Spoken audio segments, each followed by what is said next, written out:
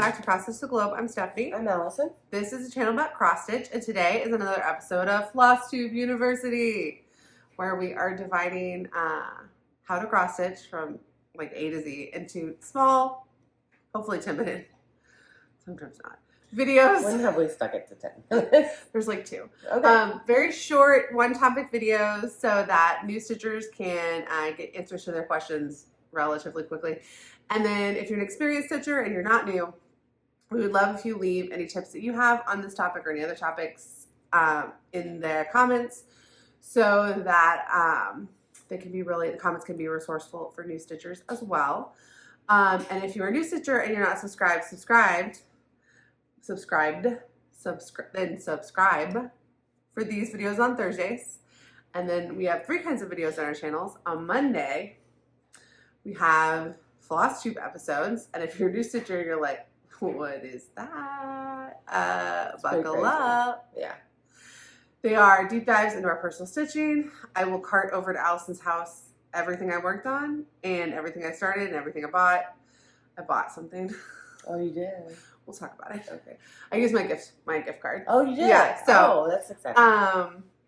And so is it good to have something that's new that you didn't spend money on? Yeah. Yeah. So those are really fun. Those come out Monday, and then every other Monday in between are Flosstube extras, where we do things we don't have time for. Like this week, we are in 10 minutes. When this is done recording, we will record the one that came out for you in the past, which is an Ask Us Anything to celebrate hitting 5,000 subscribers. Yay. So if you're not subscribed to find out what people asked us. And all right, today's topic is, what fabric margins do you need for cross stitch? Because you're new, you get a pattern, it says the design is, it'll probably tell you the design is a number of stitches, and you're like, what is that? It's 100 by 100. What does that mean? Yeah, it might tell you, okay, well, this means that it's X big on X fabric, and we have videos on fabric counts and all that stuff. I will link to in the description, like, what are like fabric counts of things. But let's say you know, at the end of the day, on the fabric you're going to stitch your project on is going to be 8 by 10.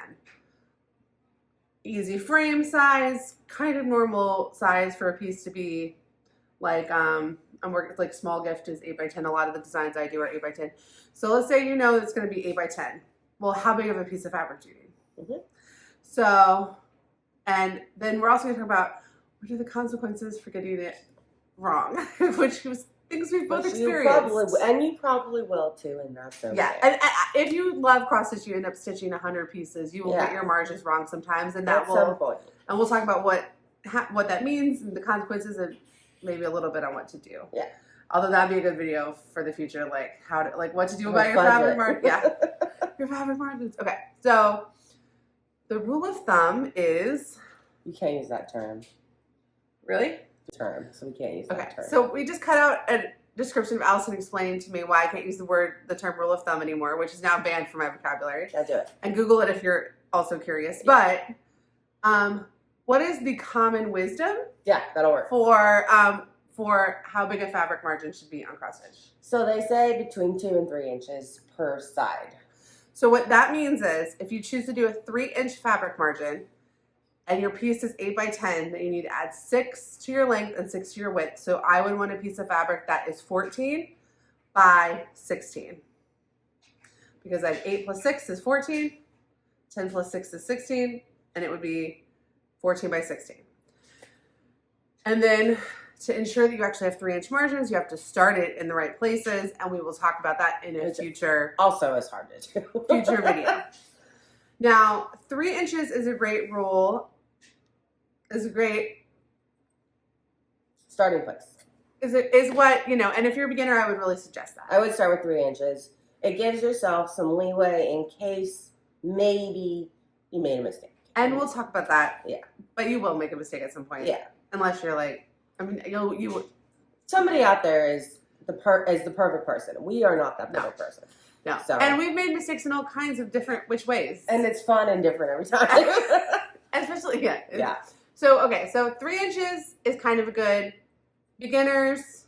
Now, what does that 3 inches actually mean? It means that you have, if you want any of the fabric to show, when you go, let's say you want to take that piece to the framer, sometimes an 8 by 10 design as our example, you want it to frame right up to the edges. Let's say you don't want any fabric. Let's say it's a full coverage and you don't want any of the fabric to show. Great. But sometimes you do things on like a really pretty fabric and you do want a little bit of the border of the fabric to show. And the 3 inches means that you'll have enough to frame it because you need fabric to wrap around and also to give yourself a 1/2 inch to 1 inch to show off the fabric as well. Like you don't want to have such little margin for most situations that you can't decide you want some of the fabric to show. And you can, I mean, it's case by case. Like she said, full coverage, I usually frame right up to the edge. But something like this, I would want to do a little bit so you could see and have the frame just like a little bit above the border. But it's a style choice because like on this girl, see how big her margins are on every side? That's how I'm going to end up framing her. And I think it's like a 5-inch margin on each side. So it depends on the style, the end style you're going for too. Like take that into consideration in the very first It's hard stitch. when you're a new stitcher to think like, how do I want to finish this? But knowing how you want, if you don't know how you want to finish something, 3 inches is a great place to start. If you know, oh, I'm going to frame it and this design, but I don't want any fabric to show, and it's 8 by 10 and I want to frame it right up to the edges, then you know, okay, I could get away with a 2-inch margin. And 2 inches is still good, and it's still enough actually to leave yourself some fabric showing if you decide to frame it, but it's not enough to do something like this, right? So if you don't know what you want your end goal to be, you would never end up with something that has margins like that, right? Yeah. Where you could show off, like center things more. So 3 inches is a good place to start. 2 inches if you know I'm going to frame it right up to the edge, or what'll happen is like, I really wish I had 3 inches of margin on each side, but this piece of fabric just isn't that big, but I have 2 inches. Should I still use it? Yeah. In that case, I might go ahead and use it. Yeah. So 2 inches, 3 inches is safe.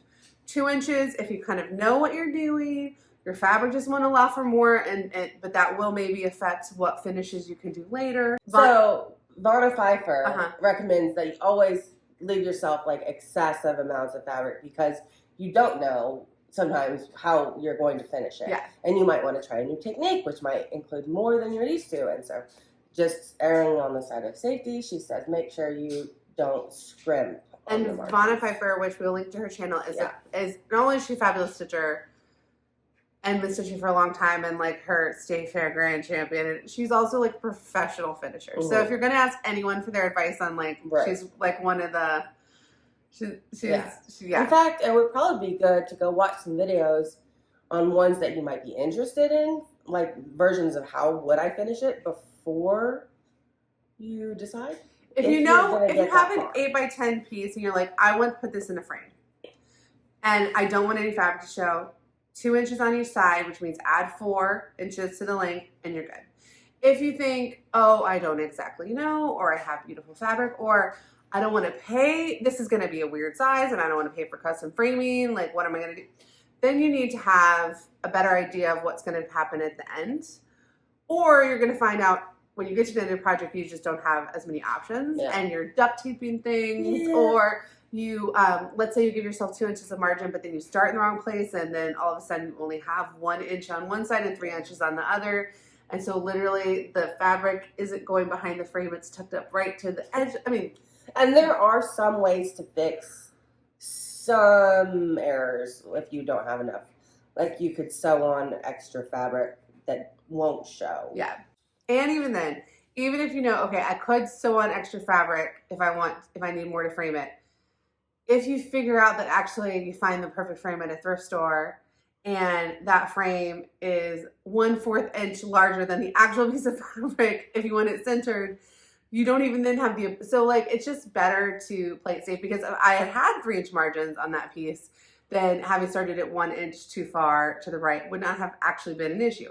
Or if I had, like if you want to do a flat fold or something and you know the style that you're going to do it in beforehand, then you know, okay, like it doesn't matter if I only need this amount. Like I have some projects where it's like, oh, I'm going to sew that into a little stocking and I need a 1/2 inch margin, right? Like, because I'm not going to do anything else with it, it's going to be a stocking. But if you're just stitching something and you don't know what it's going to be at the end of it, then having at least 2 and preferably 3 when possible gives you so many more options for the end of it. Mm-hmm. When you do a hoop finish, how many inches do you need around it? I don't remember what the video said. Oh, okay. I think I cut. Okay. At least 2. Yeah. Circular. So our advice is, if you're gonna do a frame, 2 to 3 inches, think about like where you want your fabric to show. If you want to do, if you know you want to do a flat fold or a stocking finish or something, go watch those tutorials and hear what they say about the margins before you cut your fabric. Right. And if you're looking for great finishing, like Vonna Pfeiffer has a ton of tutorials. Helen D has a ton of tutorials. And for those projects, sometimes you'll hear them say like, oh, I know I'm going to sew this into a pillow and I only need a 1/2 inch margin. Or like I'm doing that bell pull and the instructions on the bell pull finishing say you need 1/2 inch. So I gave myself 1 inch margins because I already know what the end result is going to be. But I can't change my mind. Yeah. Really locked into that one. Yeah. So when you're measuring your fabric, you want 2 or 3 inch margins. Obviously, best case scenario is 3. And I heard even one time Colorado cross stitcher say that she always thought like 3 inch margins was kind of excessive and wasteful until she ran into a problem. And then she was quite happy that she accidentally had given herself 3 inch margins. Yeah. So it's all fun and games until it doesn't fit in the frame. Right. Or you're spending $100 on custom framing because if you had 1 more inch, it would fit into a standard frame, but you don't. Yeah. So, or you figure out that, I really want to finish it as a tree, and then you don't have the right shape for that. So so 2 or 3 inch if it's regular, like if I'm going to just stick it in a frame. And actually when I was dropping off stuff at the framer, I asked them because I was going to have them show some of the power. I was like, how much, because I was trying to find out what's your guys'? We're like, well, we just need some. And I was like, some is not helpful. No. But that piece had 2 inches and they were able to frame it with a 1/2 inch showing, no problem. So, And probably professional framers are probably better at stretching. Well, and it was a custom frame. So I wasn't, but I had to get a custom frame because it did not have, it needed to be a 10 by 5, or it needed to be a 9 by 5 frame. Not a standard size. 10 by 5 frame is a standard size, but I did not have the margin and I couldn't find a thrifted frame anyway, so I just gave up. Yeah. But if you know ahead of time. The lesson is plan ahead as much as you possibly can to ensure your end result is exactly what you planned on it being. Now, if you're flexible, and I'm kind of a go with the seat of your pants kind of girl, it is what it is. I put 2.5 to 3 inch where I can. And if you're because I don't want to make those choices. I'm not going to be fully finishing it. This is going into an under the bed box. No one will ever see it. That's totally your prerogative. Yeah. But I think what we found was taking everything out of our bed boxes and finishing them all was super rewarding. Yeah. I mean, that part wasn't rewarding. That wasn't. But having deadlines and trying to finish things more often, it's nice to actually have them around instead of in a folder or a bag. So we'd encourage you, if everything you have is just in a box, get them out. And if you're not going to put them up, give them put them in frames and give them to people. So. Oh yeah, I love a good gift. All right. Well, that was very exciting, but necessary. Okay. So now that we have covered margins, now we are really ready to cut fabric. And so we are going to start cutting fabric. Yeah. I was just like, why am I going to explain cutting fabric before I explain how big the fabric needs to be? Right. You need to figure out how big and then cut. Then we'll cut. So next week. Measure twice, cut once. Right? I'm going to. So I'll measure more than that. I don't know what we're going to do, but we're going to do one on cutting Aida straight. Because it's really important that you cut your fabric straight. Because for a lot of reasons, which we'll talk about. But we're going to do one on cutting Aida straight and one on cutting linen and even weave by pulling a thread. And I don't know which order they'll come out in, but I'm trying to avoid actually videotaping pulling the thread because every time I think about it, I mess up, even though I can do it perfectly without it. Yeah. Anyway, so. But it is possible. I mean, I do it every day until I think about having to do it or actually try to film myself doing it, and then it becomes a disaster. But if I can do it in a reclining now. I can be in my recliner pulling, but then the second I'm trying to be okay, well, what if I was going to present this?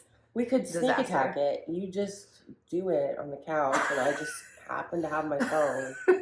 They're like, wait a minute, I can't see her beyond this ugly teal recliner. All right. Well, if you're an experienced stitcher, leave your margin preferences, and new stitchers, remember when you're reading them that these people know what they're doing and they know what they're like finishing and stuff. So it's not like I do not recommend for like a first piece go off the rails. But if you are leaving like, oh, I always do this for a pillow or whatever. I always do this for if I want to, like, you know, I don't know what margin do I need if I want to make it a project folder or something like that kind of stuff. I don't know. So I don't know. That's all right. Question. If you're not subscribed, subscribe. If you made it to this point, scissors? Are there scissors? Yeah, if you made there's surely, right? I don't know. Leave a scissors emoji or a pink heart. Yeah. In case there's not scissors, that's like a, you know. And if you're not subscribed. And if you've never watched me struggle to cut linen by the thread, even though it's something I could totally do normally in regular life, tune into that video. And thanks so much. Oh, thank you. Go check out our Ask Us Anything if you're new. That was the video right before this because that should be fun. We're going to record it in 10 minutes. Right now. All right. Bye, guys. Bye.